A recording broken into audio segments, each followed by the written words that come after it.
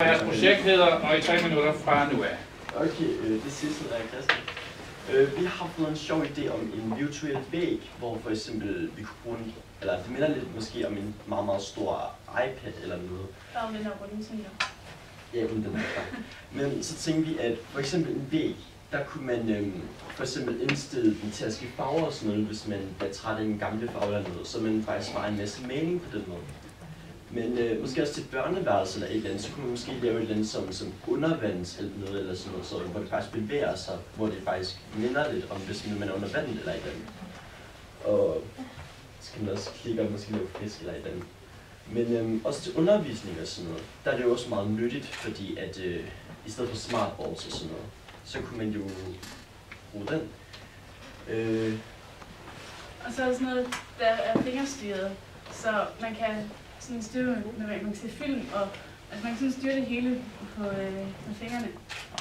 Touchscreen. Ja.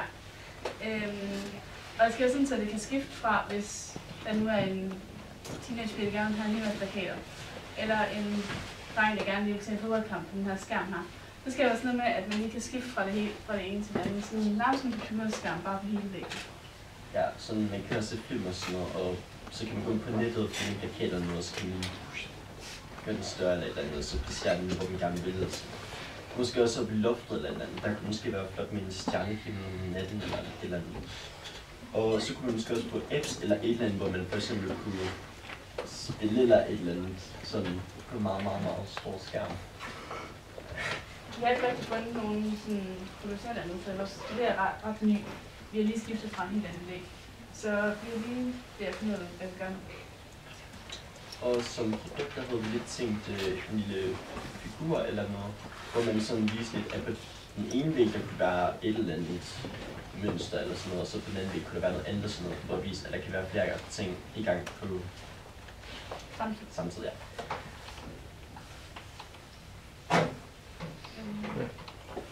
Men også lidt det med, at man tænker måske lidt det der med, at det kan måske godt gå i stykker eller et eller andet, så der skal selvfølgelig være et eller andet for det, så det ikke sådan lige pludselig, hvis du kommer så stille den op ad den, at den så lige pludselig går i stykker, ligesom en iPhone eller andet, så det lige går i stykker. 5 minutter.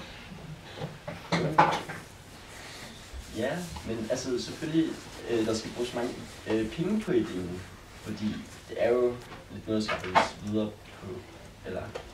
Men så efter de penge er brugt, så kan man bruge den i mange år til alt muligt. Så kan man bruge den resten af ens liv. Fordi det er det med, at man kan male på den, og man kan spille på den, man kan lave sin lektier på den, man kan se en film på den. Den er sådan meget, meget bred, end man kan på den. Altså den kommer til at erstatte en masse ting. Også på den måde. Sådan en væg vil jeg gerne have. I mere? Meget. Det er også gået.